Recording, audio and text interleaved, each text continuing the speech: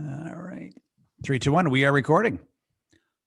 Hello and welcome to the Ganzo Experience. I am David Ganzo Mamano. So excited for you to join me today. Thank you so much for sharing your heartbeats with me. I know there are a lot of podcasts out there. There's a lot of YouTube videos. There's a lot of content on there. And you chose to spend your hour, half hour-ish with me today. I appreciate that. Thank you, Ganzo family. And it's going to be worth it because today I'm going to show a great guest. His name is Justin Matthew Nassiri. Justin, welcome to the show. Thank you so much for having me, David. Really appreciate it. First and foremost, I got to call out Teresa Ashman, formerly Teresa Santa. That's when I met her. She was Teresa Santa. She introduced us. So thank you, Teresa. Teresa worked, I never say for me. She worked with me at my company called Next Step U for, God, I want to say 12, 15 years. And we're still great friends, and she's a sweet soul. So thanks for the intro, Teresa. Justin, I get a lot of people introducing me that, this person should be on my podcast, that person should be on my podcast. But, when we talked and I saw your website, I even said to myself, Justin should be on my podcast.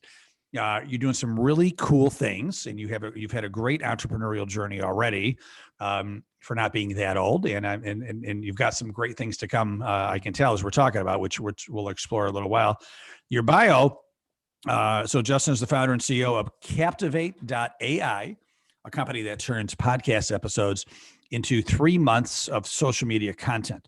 Previously, he founded Storybox, a San Francisco-based marketing technology company used by over 35 Fortune 500 companies and funded by Google chairman Eric Schmidt. He has also worked as a consultant at McKinsey & Company and as an officer in the Navy onboard submarines, the USS Alaska SSB 732 and the USS Chicago SSN 721. Justin holds an MBA from the Stanford Graduate of Business and a BS in electrical engineering from the United States Naval Academy. He lives in Denver, Colorado with his wife, son, and a dog. So really weak bio there. I mean, you haven't done too much. This Congratulations on all your success. This is phenomenal. And thank you for our service to our country as well. Thank you. So from, reading your bio, electrical engineer in the Navy, how do I connect the dots to starting a company called Storybox? Yeah. Well, it's funny because I started a podcast about 4 years ago called Beyond the Uniform. And it is all about helping people in the military figure out what they want to do when they leave the military. And that kind of came out of my own experience where I was on submarines. I loved the culture. I loved the people. I loved the work, but I knew I didn't want to do it long term. And my decision-making process when I left submarines was literally as simple as I really like managing people. I like teams. So there's probably something in business to do with that. Let me go to business school and figure it out.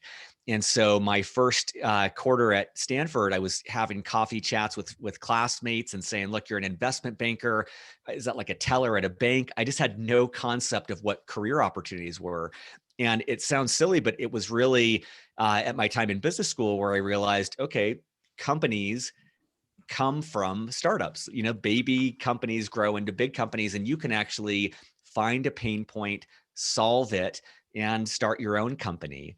And so took a big bet on myself and left the consulting world to start Storybox. And I think it was probably just as simplistic as my decision to leave the Navy. It was just really a love for the art of creating something new. And I think what became addicting to me was when I had sketched something out on a piece of paper of what my first website would look like and hired some developers to build it. And weeks later, I'm actually interacting with something that just came out of my head and it was brought to life and it started to solve problems. It's really, I think the artist in me was really drawn to that thought of just finding creative solutions to problems. And that's what ultimately led me down the path of Storybox. Yeah. So what did you do? Did you end up selling that company?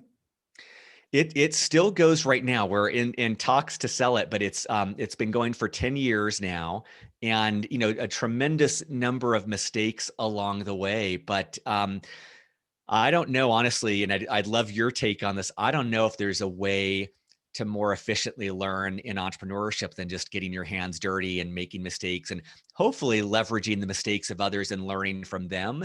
But it's funny because now that I'm on to my next startup, Captivate, a lot of the mistakes I made with Storybox are informing the way I approach things with Captivate. And so you zoom out far enough and it feels like every mistake leads to an insight that hopefully is course correction down the road. Well, you're preaching to the choir, because I wrote a book, as you may know, called Crash and Learn.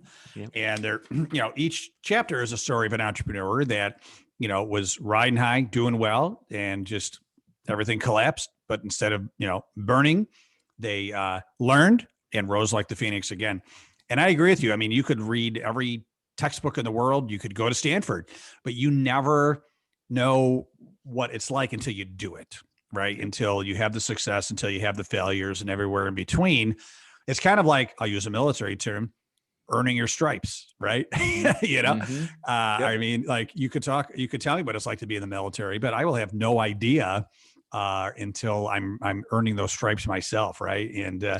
And so, but the I think the story is that you continue to move forward, right? You Okay. could, like, inevitably you're going to make some mistakes, right? There's no doubt about it. If you're not, if you're not trying, you're not going to make any mistakes, right? What's the Yep. saying? A boat safe in the harbor rots, right? I mean, Yeah. you got to get out, ride those waves, right? And that's why I'm such a big fan of the work that you did with Crash and Learn, because I feel like sometimes we put on the pedestal the story of success without seeing the scars and misfortune and 40 years in the wilderness that it took to get there. And so when people are candid, as they are in your book, and opening up about these failures, I think it creates a more realistic portrayal, at least true to my own experience of the mistakes made along the way. And I'll tell you, when I was in the Navy, I had two different captains I served underneath in my 5 years. And I feel like I had so much more empathy for them once I was at the helm of my own startup with Storybox, because you start to realize how many decisions there are on a daily basis. And it was easy for me when I was part of the crew of the Alaska to just kind of pick off at a distance what our captain was doing wrong and the mistakes he was making. But then when you have that weight of responsibility, you feel the burden of people's livelihood and a team and vision and all of these different factors that need to happen in series to make a company work. You realize, man, this is really, really tough. And anyone who puts on that mantle of leadership, I hope to have more empathy and compassion for them in the future, rather than just sitting in the bleachers and pointing out what they're doing wrong. Yeah, no, that's so well said.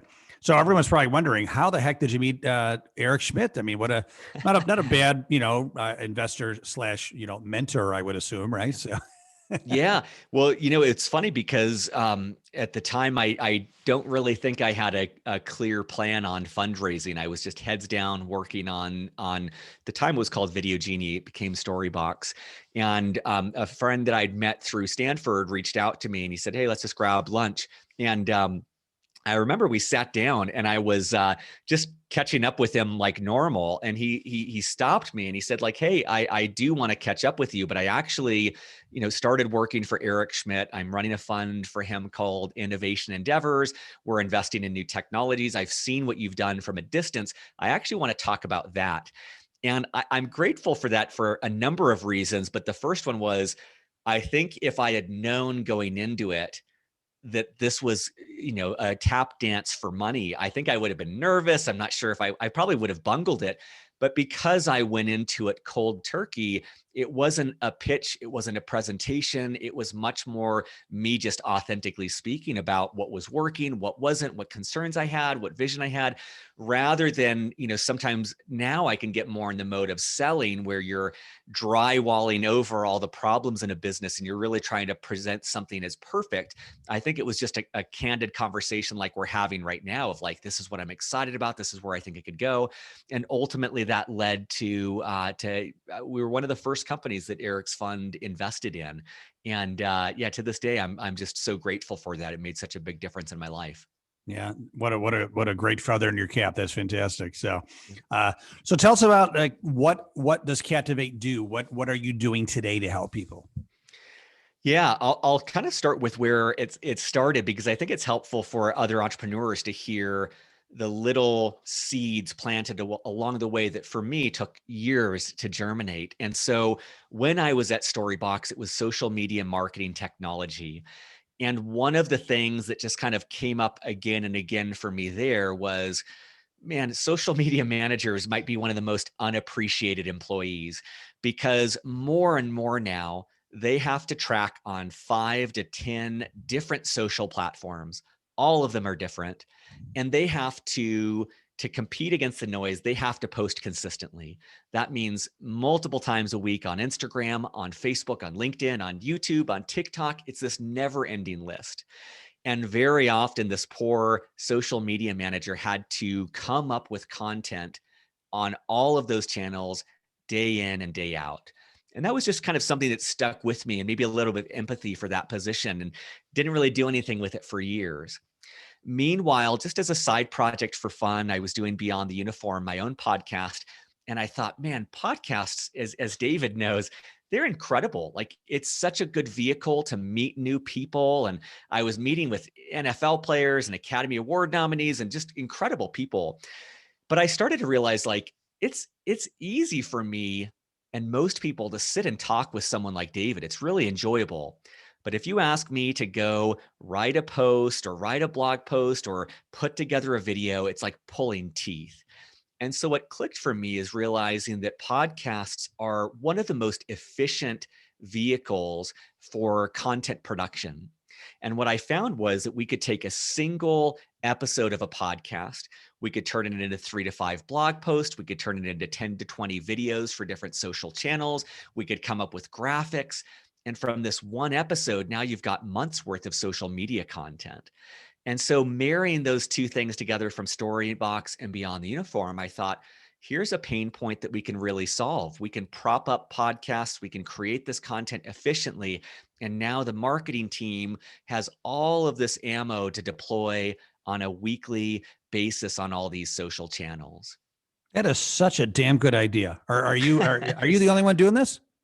Um, the only one that's doing it like this for sure. There's a couple self-service platforms, and we've taken the approach of kind of turnkey white glove support, like an extension of a company's team. But we're the only ones so far I've seen like this. Really leveraging technology to support with it.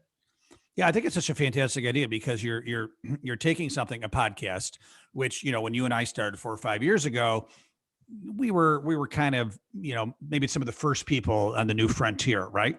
Mhm. But geez, now, I mean, I got to look it up. I think there's like, 1 million podcasts around the world, if not more, right? And thousands more starting every day.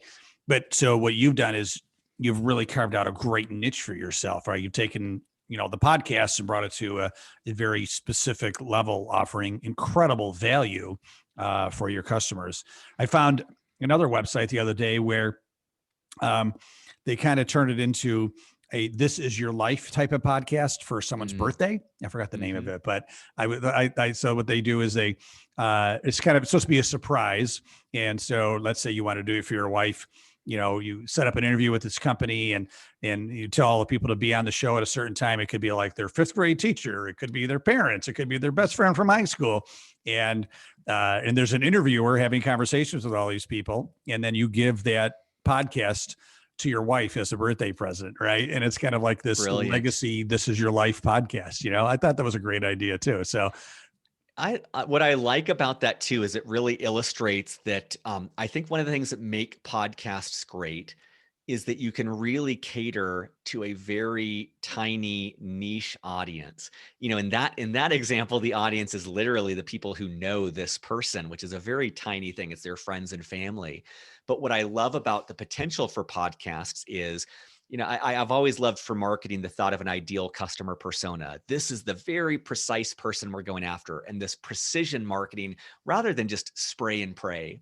And what I think is great with podcasts is if you're selling to lawyers who, are looking at agricultural real estate, and there's 1,000 of those people out there that you're selling to, Well, guess what? You can create a podcast that caters to that very, very precise audience. And you'll never have the numbers of Tim Ferriss. You'll never have the numbers of Joe Rogan. But who cares? If your audience is exactly who you're selling to and trying to serve, if you get 100% of that you can build an empire from that. You don't need millions of listeners. Yep. Yep. No, that's, I think Seth Godin wrote the books, Small is the New Big, right? So, Yeah. you Yep. know, get 100 customers, paying you 50 grand a year, you're doing very well, right? Yes, exactly. Yeah, I'm a big fan too. Kevin Kelly wrote an essay called "A Thousand True Fans." Yep. And I think about this weekly with Captivate. It's like, just don't worry about the millions. Like you said, find the 1,000 people. If they pay you just a little bit of money, that's a lot of money and you can Yep. grow from there. And I think it's so much more achievable to find and target those 1,000 people rather than like going for the millions, which I feel like a lot of people go after. Yeah, very true. Great lessons for sure. So I love to ask my guests about their favorite, quote unquote, favorite crash and learn moment.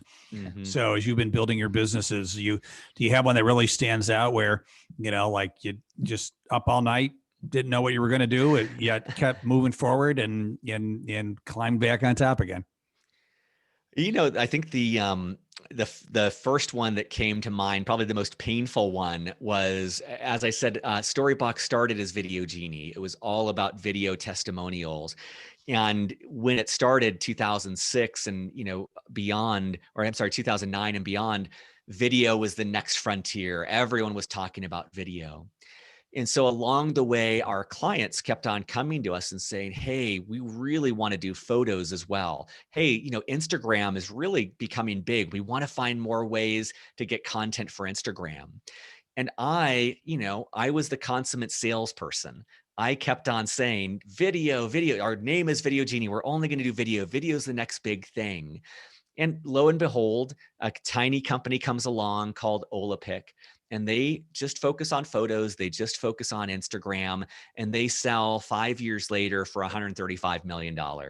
So to this day, very painful to realize that we were starting with the same kernel of truth and took it in a wildly different direction.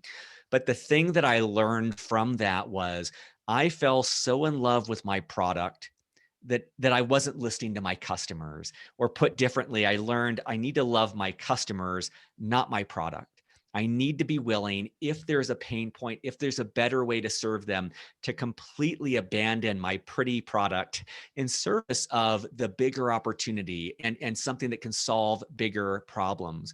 So thankfully, since then, I think with Storybox, certainly with Captivate, that's become my mantra.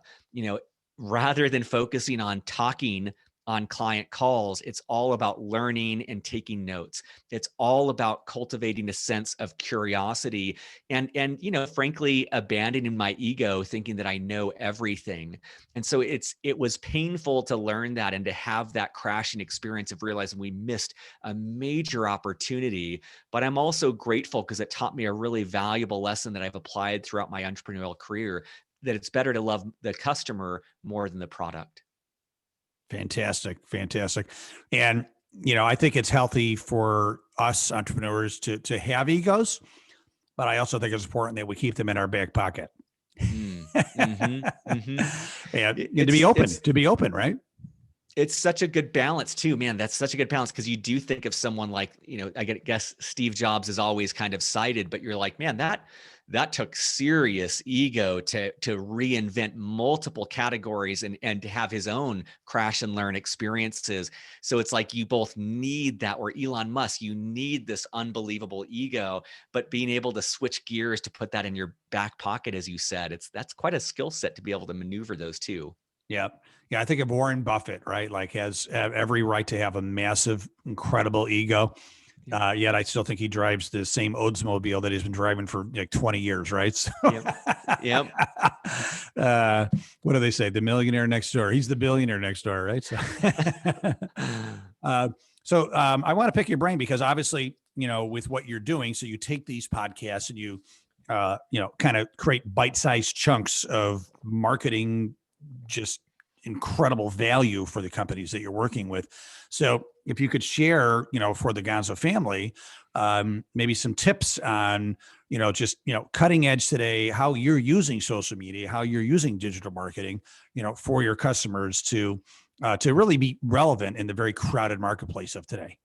Yeah, it's a good question, and I'll start by saying that we love to look at the data. And so, for example, a couple months ago, we looked at LinkedIn. They have these things called top voices, which is 10 people for different categories that are getting the most traction on LinkedIn. So what we did is we looked at 2020, we looked at all of their posts, and we wanted to try to pull out insights for our clients about what does it take to succeed on LinkedIn. One of the top 4 things that we learned is consistency trumps everything else. The average LinkedIn top voice posts 5.2 times per week. That's Monday, Tuesday, Wednesday, Thursday, Friday, without exception, every week of the year. And the way that we interpret this is, especially for businesses, a lot of this is about being top of mind. If my thing is about, content marketing, if my thing's about converting podcast content into social media content, that needs to be what I'm championing every day, because it may be today or it may be in 6 months from now. When I have someone in my network who's looking for this sort of solution, I need myself to be top of mind. They might not be ready to buy today. It might be a year away, but I need to be ingrained in their mind to be the person that they're going to turn to, because I've added value. I've taught them. I've been along as a thought leader for them. And, it's nothing new. We see this in exercising, right? If you go to the gym day in, day out, you're going to see results. We see this in finances. If you put away $10 a week, every week, week in, week out, guess what? Over time, that becomes millions. It's not sexy.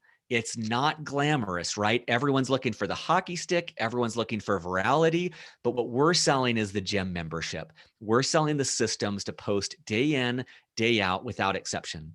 And while we can't engineer for the winning lottery ticket, the way to win the lottery is to buy more tickets. So not all of your posts are going to be well received, but 1 out of 10, 1 out of 20, whatever it is, they're going to strike a nerve. And that's what our system does. We measure to see what posts are working so we can do more like that. So like everything else, it's kind of about iteration and learning and rapidly applying what you learn. So that's one example. But my biggest advice to listeners is consistency is king. Yeah, it's reminds me of a book I read years ago by Darren Hardy called The Compound Effect, right? Mm-hmm. That's what you're talking about, just the compound interest. You talk about finances, he does an example of 3 guys that were overweight, and one went on a crash diet, and 2 months later he's back where he was. One guy lasted about 6 months, fell off the wagon. One guy just worked out a little bit more and ate a little bit less, and after 18 months, he had lost like 40 pounds, and it's like, so it's just a little every day, right? A little every day, right? And it's, the book I like that builds on that is The Slight Edge. It's the same thing. If you read 3 pages of a book every day, you read this insane number of books in a year. And I have to admit, it is really brutal for me to do that. I'm kind of a all or nothing guy. My wife jokes that I'd rather run a marathon than just run 10 minutes a day. And it's much healthier to run 10 minutes a day. And so it really is rewiring myself and retraining myself to say, like, what are the tiny actions that if I do on a daily basis will make me unstoppable? Things like, can I send out 20 sales emails a day? Can I post on LinkedIn every day? Can I check in with a customer every day? These little things that if they become part of your habit, like brushing your teeth, like whatever else you do on a daily basis, you do it without thinking, but it's those tiny slight edge steps that take you where you want to go. Yeah, they become habits, right? They become Yes. habits. I mean, I'm going to say maybe 8, 9 years ago now, I got to check, but I got on the scale, and I'm 5'9" on a good day with the afro. So let's say I'm 5'8", but and I woke up, I got on the scale one morning, and I was 225 pounds. Yeah. And that was for me, I literally said, this is maximum density, no more, got to do something. And I started working out that day, like I was every morning, right? And eating better. And now if I don't work out in the morning, first of all, it's very rare if I don't work out in the morning. But if I don't, I'm off. Like I have to find some other time to do it, right? And but it's just a habit. It's just I like get up, go downstairs, have my lemon water, go in the basement, work out for an hour. And I don't even think about it. I'm almost like a, like this zombie just going through, but so it's just got ingrained in my daily habits, right? And now I'm 190 and I've got some muscle, and I've run a couple half marathons now, not marathons like you, but that's another goal coming up. But to your point, it's a little bit every day, right? Yeah, I think that's so great. And again, I feel like sometimes in popular media, we glorify the superhuman efforts where it's the tiny things done consistently that can move the world. And a friend of mine had told me, he said something magical happens if you run every day. And I followed his advice and started running every day.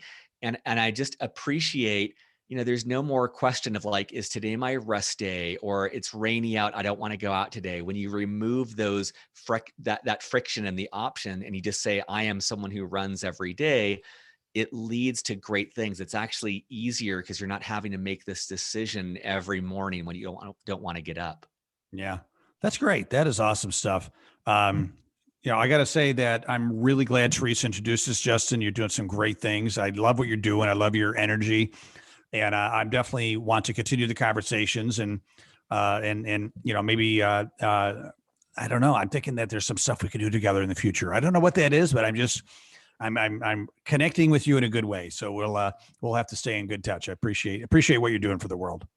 Thank you. And I appreciate it too. I know that when Teresa had put us in contact, we chatted, and just immediately, I'm not sure if it's your innate ability or the tremendous amount of content you produce, but I just was drawn to your authenticity, your willingness to be vulnerable, and that whole crash and learn principle that clearly guides you. And I think it's such a vital message today. So it's such an honor to be with you. And I just appreciate you letting me on the show. Thank you so much. Yeah, my secret is red wine. I drink all day. No, I'm just kidding. Perpetual buzz. That's the slight edge of drinking. Yeah, just a little bit, right on the edge. No, I appreciate that, and I joke that my tagline should be, Dave Mamano. I'm not for everybody, because I'm just me. Right. And not everybody can, knows what to do with me, we'll say, right. Knows what to make of me. So I'm glad you did. Thank you very much. Yeah. Hey, if the Ganzo family wants to get in touch with you, learn more, have a conversation, what are the best ways to connect with you? Yeah. Email is justin@captivate.ai, or on LinkedIn, Justin Nassiri. It's a pretty unique name. I'm pretty responsive on both LinkedIn and email. So those are the best ways. Excellent. It's Nassiri. That's right. Very cool. Well, Justin, thanks again. Really appreciate you sharing some beats with us today. And I hope that we have, some continued mutual success together. Thank you. Thank you so much. I also want to thank the Ganzo family. Thank you for tuning in. Appreciate you being with us today. I know, like I said, I know you have a lot of options. Always honored that you are spending some time with me today. So thank you so much. If you really like the show, listen, I got a new one every Wednesday morning. It comes out. It's been every Wednesday morning since October of 2016. As an ADHD entrepreneur, it's the only consistent thing I've done. So I'm proud. So if you can, make sure to subscribe and like us and all that good stuff. We're on every major podcast app, social media, the whole works. Really appreciate you, Justin. Appreciate the Ganzo family for listening today. Want to wish everybody a great day, and make sure to stay awesome.